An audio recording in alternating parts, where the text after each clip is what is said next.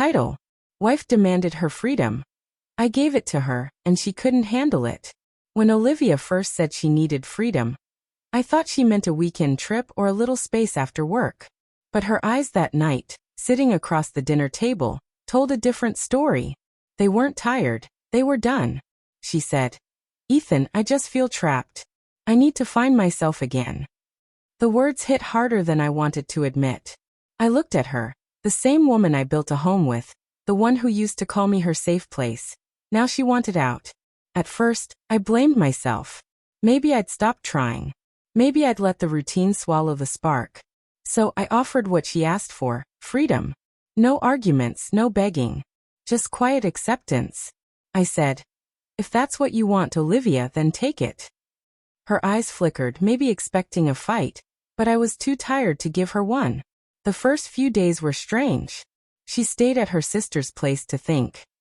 I'd see her social media posts, coffee pictures, girls' nights, captions about new beginnings.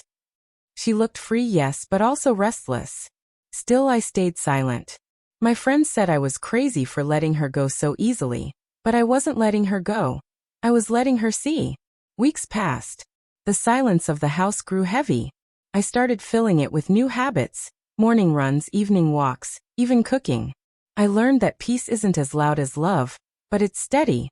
Then one night, my phone buzzed. It was Olivia. "Can we talk?" she asked. She came over the next evening looking different, tired, confused. The confident glow I saw online had dimmed. She looked around the house, noticing small changes. The new curtains. The organized shelf. My calmness. "You've changed," she said softly. I smiled. "You asked for freedom, Olivia. I gave it to both of us." For the first time, she didn't have a response. Olivia sat on the couch like a stranger visiting an old memory. Her eyes drifted toward the framed photo on the shelf, our wedding day. The one where she had insisted we both smile wide, even though it had started raining right before the shoot. She used to say that photo represented us, imperfect but together. Now she couldn't even look at it for long. "I thought being free would make me feel alive again," she said quietly. "But it's exhausting, Ethan. Everyone I meet feels temporary. Everything I do feels empty." I didn't say a word. There was a time I would have held her hand, tried to fix it all. But I had learned something in her absence. You can't fix someone who's busy trying to break away from you.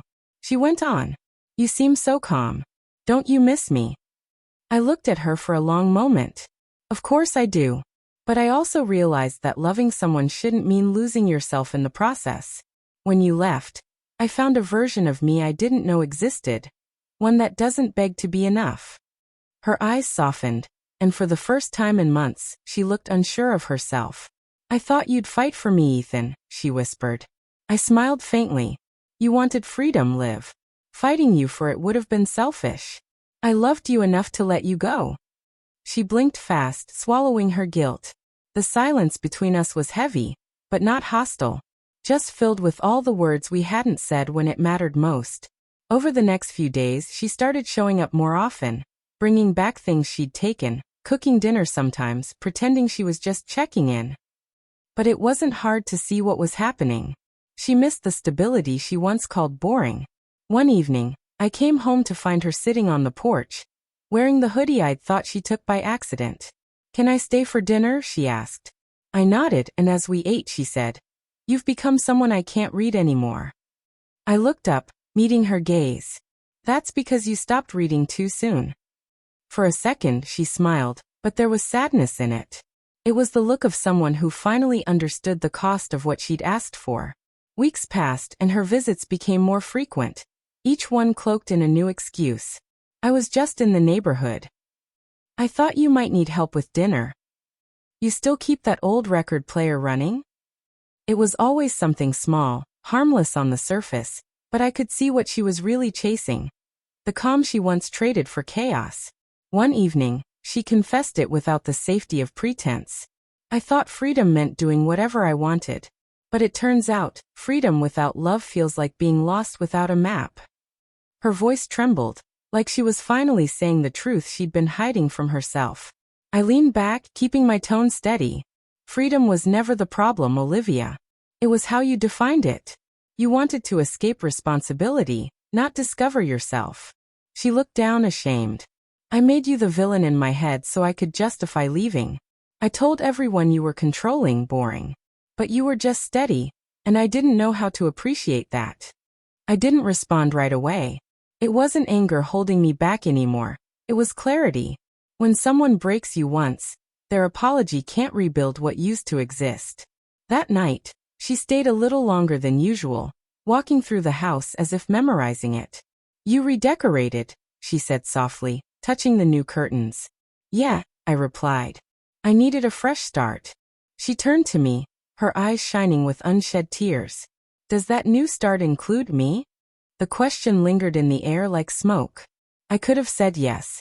I could have let nostalgia rewrite history. But I'd already learned the difference between missing someone and needing them back. I stood up, walked to the door and opened it. Olivia, I said gently, you asked for freedom, and I gave it to you. But you forgot. It also freed me. Her lip quivered, but she nodded. No scene, no dramatic goodbye, just a quiet surrender to the reality she built herself.